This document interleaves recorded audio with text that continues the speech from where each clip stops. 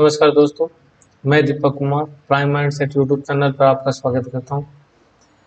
कल हमने देखा था पैवलोव की conditioning theory, operant conditioning theory. आज हम इनसाइड थ्योरी ऑफ लर्निंग देखेंगे। इनसाइड थ्योरी ऑफ लर्निंग भाई देखो, सबसे पहले हमने पहले भी थ्योरी जो पढ़ी है उनके अंदर भी यही किया है और अब भी यही करेंगे कि देखो आपके वर्ड है ना, यही डिफाइन करेंगे थ्योरी क्या है। इनसाइड का मतलब क्या होता है? अपने अंदर, ठीक है ना। थ्योरी ऑफ लर्निंग जो आपकी खुद की बुद्धि का इस्तेमाल करके जब आप कुछ चीजें लर्न करते हो तो वो आपके पास इनसाइड थ्योरी ऑफ लर्निंग कहलाती है। इनसाइड का मतलब कोई भी दिमाग या कोई भी लर्निंग की है वो आपने अपनी बुद्धि से की है, ठीक है ना। आपने अपनी बुद्धि से जो लर्निंग की है वो आपके पास क्या हो जाएगी? इनसाइड थ्योरी ऑफ लर्निंग हो जाएगी, ठीक है ना। थ्योरी ऑफ इनसाइड लर्निंग, ये आपके पास डायग्राम है। एक चैंपियंजी को लिया गया जिसका नाम सुल्तान था, ठीक है ना। जो आपके पास चैंपियंजी दिख रहा है इसका नाम क्या है? सुल्तान, ठीक है। अब इसको क्या किया गया कि सबसे पहले क्या किया गया, केले को, जो केले की हाइट है ना वो नॉर्मल रखी गई, ठीक है, नॉर्मल रखी गई। और तो क्या किया, चिंपैंजी ने हाथ ऊपर किया, केले को ले लिया, पकड़ लिया, ठीक है ना। उसके बाद इसके रूम में दो तीन बॉक्सेस रख दिए गए, केले को थोड़ा ऊपर रख दिया गया। अब इसने क्या किया, उन बॉक्सेस को आपस में एक दूसरे के ऊपर रखा, उसके ऊपर चढ़ा और उस केले को ले लिया, ठीक है ना। तो ये अब ये जो इसने किया भाई, बॉक्सेस को एक के ऊपर एक रखा इन्होंने, ठीक है ना। ये जो काम किया ये इसने अपनी बुद्धि से किया, इसको किसी ने बताया नहीं कि भाई आप ऐसा करो, ठीक है ना।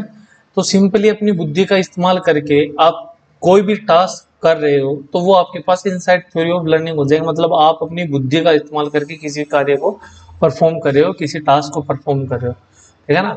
उसके बाद इसके रूम में बॉक्सेस रख दिए गए, केले को की हाइट थोड़ी और ऊपर कर दी गई। तो उसने क्या किया, बॉक्सेस को रखा, उसके ऊपर चढ़ा, देखो ये बॉक्सेस लगाए इसने, उसके ऊपर चढ़ा और केले को ले लिया। अब अगली बार क्या किया गया कि केले की हाइट है ना और ज्यादा ऊपर कर दी गई, ठीक है ना। अब रूम के अंदर तीन चार बॉक्सेस क्या कर दिए गए, रख दिए गए, ठीक है। उसके साथ 3 से 4 पार्ट ऑफ स्टिक्स, ठीक है ना। ये आपके पास स्टिक थी, 3 to 4 स्टिक है, वो क्या कर दी गई, रख दी गई। अब क्या किया कि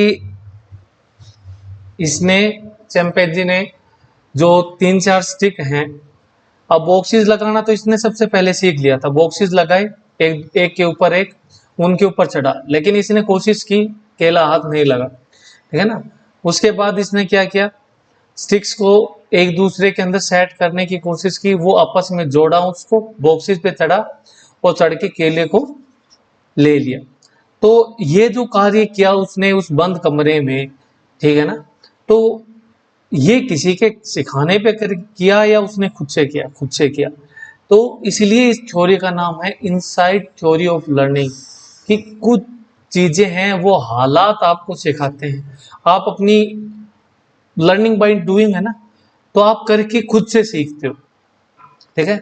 या आप बोल सकते हो आप अपनी बुद्धि का इस्तेमाल करके सीखते हो किसी चीजों को, वो आपके पास इनसाइड थ्योरी ऑफ लर्निंग होते हैं। मतलब अपनी बुद्धि का इस्तेमाल करके चीजों को सीखना आपके पास इनसाइड थ्योरी ऑफ लर्निंग हो जाएगी, ठीक है ना।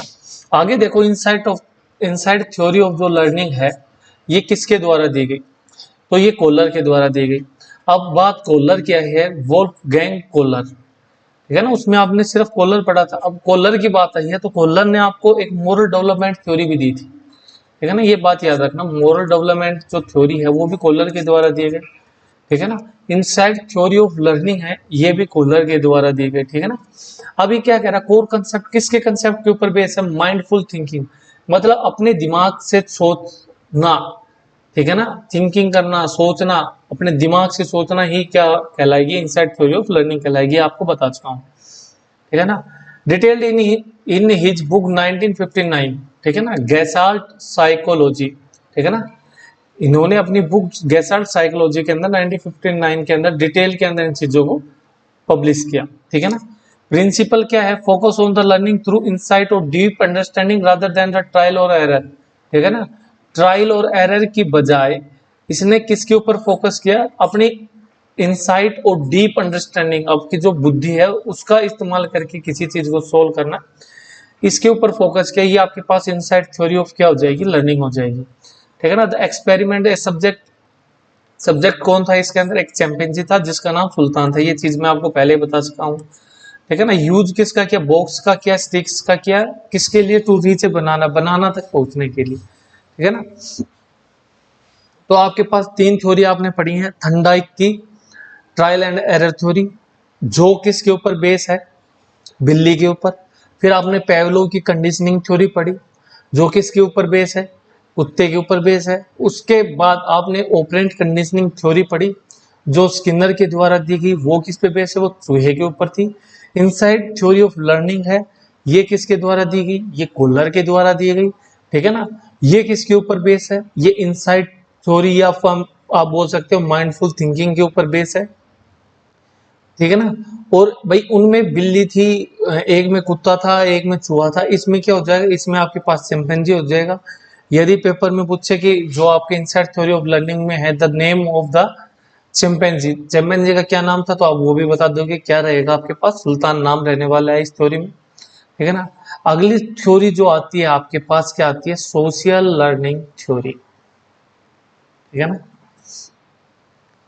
और इस चीज का, ये थ्योरी नहीं है, ये चीज आप अपने आसपास भी बहुत ज्यादा देखते हो, सोशल लर्निंग थ्योरी है ये। अब बोलोगे कैसे देखते हैं, सोशल लर्निंग थ्योरी आप अपने आसपास ऐसे देखते हो क्योंकि जो समाज है ना, समाज, ठीक है ना, समाज से सीखते हो आप जो कुछ सीखते हो। ठीक है ना। आजकल ट्रेंड चला हुआ है भाई साहब, लोग दिखावे के लिए आईफोन ले रहे हैं, गाड़ी ले रहे हैं, वो गाड़ी के ऊपर पर्दा गिला डाल के कि लो हमने क्या कर दिया, वो एक्सपोज करते हैं ना कि आज हमने ये गाड़ी ली है, पर्दा हटाएंगे। ठीक है ना। तो ये सब चीज क्या चली है, और उनको देख के दूसरे लोग भी कर रहे हैं ऐसा ही कि भाई पहले गाड़ी लेके आ जाते थे, मंदिर में ले जाए, टीका बत्ती करवा के उसकी जय बाबा की अपनी गाड़ी आएगी। आजकल तो दिखावा ज्यादा हो गया है, रील बनेगी, पहले तो चाबी देते की रील बनेगी, पर्दा हटाते की रील बनेगी, स्पेशल वीडियोग्राफर बुलाया जाता है ना। तो ये समाज को देख के जो आप सीखते हो ना, तो जो चीज आप समाज से सीखते हो वो आपके पास सोशल लर्निंग थ्योरी हो जाएगी। ये आपको किसने दी, अल्बर्ट बंडूरा के द्वारा दी गई। ठीक है ना। जो 1925 के अंदर कनाडा में इनका जन्म हुआ। और इस थ्योरी को आप अदर किस नाम से जानते हो भाई, इंपॉर्टेंट है, इनको याद कर लेना, पहला, दूसरा, थर्ड। आपके पास क्या हो जाएगा, पहला नाम सोशल लर्निंग थ्योरी हो जाएगा, दूसरा आपके पास ऑब्जर्वेशनल लर्निंग हो जाएगा, तीसरा आपके पास विकारियस लर्निंग हो जाएगा। ठीक है ना। ये आपके पास अदर नेम है किसके, सोशल लर्निंग थ्योरी के। तो आप सोशल लर्निंग थ्योरी है, ये तो आपको याद ही, दो याद करने, एक तो विकारियस लर्निंग और एक ऑब्जर्वेशनल लर्निंग। किसके द्वारा दी गई, अल्बर्ट बंडूरा के द्वारा दी गई। The bridge and the concept, Bandura theory act as a bridge between the tradition. अब बंडूरा की जो थ्योरी है, अल्बर्ट बंडूरा की, ये एक्ट करती है, कार्य करती है एज ए ब्रिज, एक पुल का, बिटवीन द ट्रेडिशन। ट्रेडिशन मतलब क्या होता है, ट्रेडिशन हिंदी में क्या बोलते हो, ट्रेडिशन हो, तो आप देख लेना भाई, ट्रेडिशन के बीच में एक ब्रिज का काम करती है। लर्निंग थ्योरी बिहेवियरिज्म के ऊपर बेस हो जाएगी एंड कॉग्निटिव अप्रोच के ऊपर बेस हो जाएगी। ठीक है ना। ये बिहेवियरिज्म और कॉग्निटिव अप्रोच के ऊपर बेस हो जाएगी। How mental factors are involved in the learning process. अब ये कह रहा है कि इसने अल्बर्ट बंडोरा ने फोकस किया कि जो आपके मेंटल फैक्टर्स हैं, ठीक है ना, वो किस प्रकार लर्निंग के अंदर हेल्प करते हैं या इन्वॉल्व होते हैं, वो आपके पास क्या हो जाएगी, सोशल लर्निंग थ्योरी के अंदर इन्होंने इस कंसेप्ट के ऊपर फोकस किया कि आपका दिमाग है ना, वो कैसे इन्वॉल्व होता है फैक्टर्स के अंदर, लर्निंग प्रोसेस के अंदर। ठीक है ना। अब आप सबसे पहली चीज, सोशल का मतलब आपको अच्छे समझ में आएगा, जो समाज से सीखते हो उसके नाम है, सबसे इंपॉर्टेंट इस पेज के ऊपर इसका नाम है। सोशल लर्निंग थ्योरी किसके द्वारा दी गई, अल्बर्ट बंडूरा के द्वारा दी गई। अदर नेम क्या है, सोशल लर्निंग थ्योरी हो जाएगी, ऑब्जर्वेशनल लर्निंग थ्योरी हो जाएगी, उसके बाद विकारियस लर्निंग हो जाएगी। ठीक है ना। थ्योरी आप लगा सकते हो उसके साथ। ठीक है ना। इन्होंने क्या कहा कि जो ये बंडूरा की थ्योरी है ना, ये पुल का काम करेगी ट्रेडिशन के बीच में। ठीक है ना। और ये बिहेवियरिज्म और कॉग्निटिव अप्रोच के ऊपर बेस रहने वाली है। फोकस किसके ऊपर किया कि how mental factors are involved to learning process. आपके जो मेंटल फैक्टर्स हैं, दिमाग की जो फैक्टर्स हैं, वो किस प्रकार इन्वॉल्व होते हैं लर्निंग प्रोसेस के लिए, ठीक है ना। अब इसने 3 पिलर दी सोशल लर्निंग के लिए। एक तो ऑब्जर्वेशन, इमिटेशन और मॉडलिंग।